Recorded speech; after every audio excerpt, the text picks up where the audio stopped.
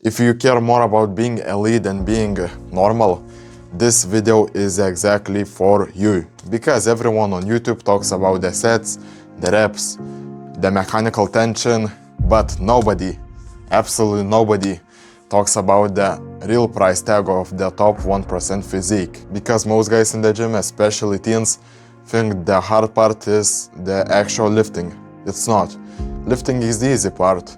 The hard part is what happens to your mind after you commit to this lifestyle.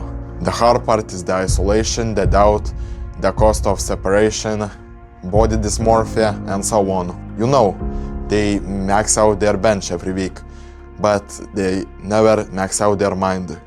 I'm not talking about the gym membership fee.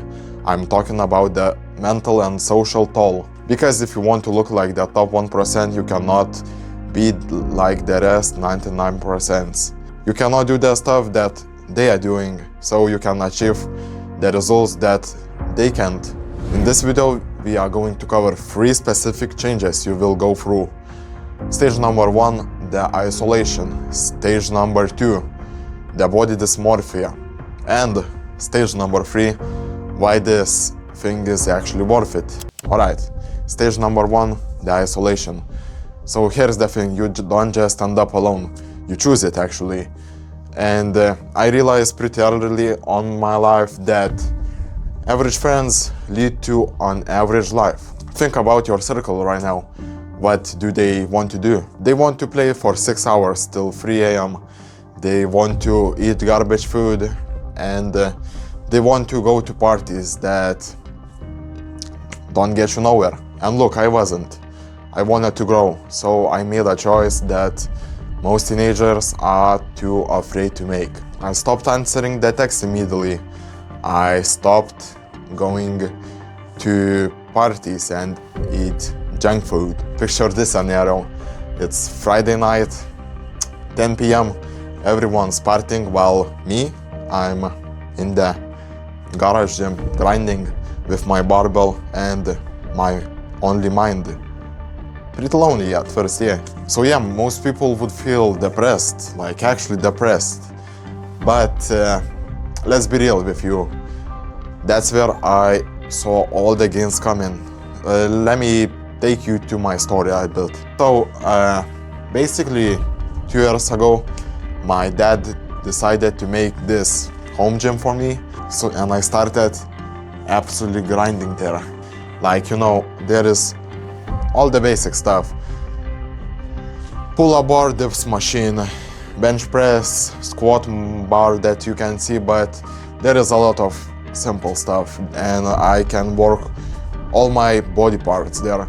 So I started training 2 years ago, and for the first year I skip some days, skip leg days, go on and on, but when 2025 summer came, I started locked in. I made a system, I made a program, and I go there 6 times per week, 5 times per week, 6 times per week. I'm absolutely grinding, you know. I did everything like perfectly, and my body just loved it. So before the summer I was around 79 kgs, 80 kgs around there. And actually after the summer I think I was 87, 88.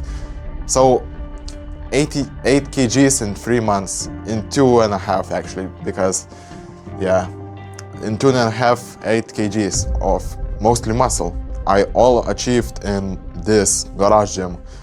So yeah, most people there complain about the equipment that they have and all this bullshit, but to be honest, you don't need much.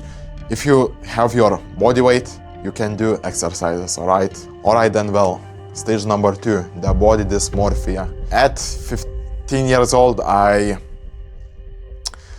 got in love with this fitness and working out, and sometimes I saw in the mirror, you know, I woke up and I saw the little progress, and I like fucking hated it. This is what it is, body dysmorphia, when you maybe don't look as good as others see you, alright? So that is basically what is the body dysmorphia thing is. Anyway, so at 15 years old I was all around maybe 170 pounds, and I remember I go on my TikTok For You page and I see all these fitness influencers absolutely jacked.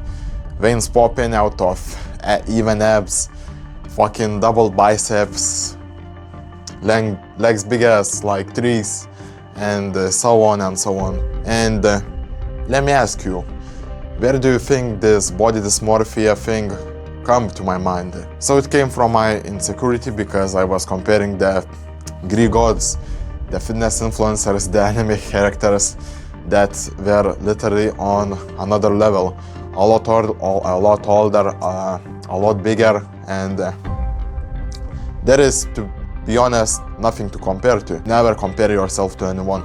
Others are somewhere there, you are there, and the goal is for you is there.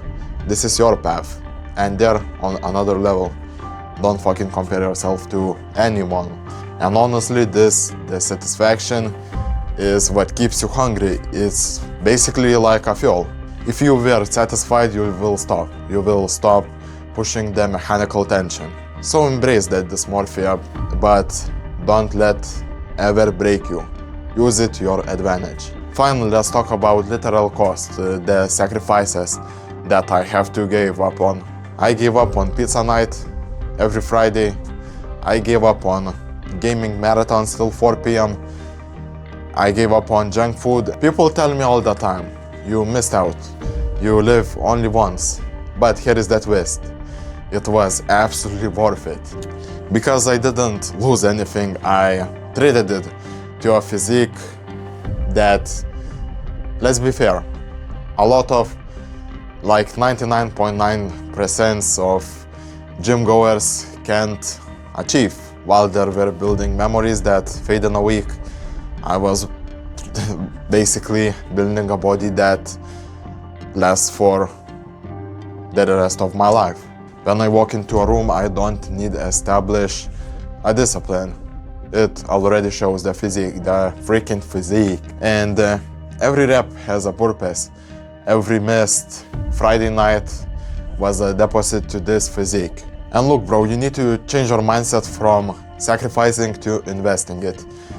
I was building, I didn't actually lose my teenage years, I was investing them. And yeah, how I said, this investment pays off every single day for the rest of my life. So let me ask you again, are you willing to pay the price? Are you willing to be cold obsessed? Are you willing to eat your cold chicken while your friends eat pizza?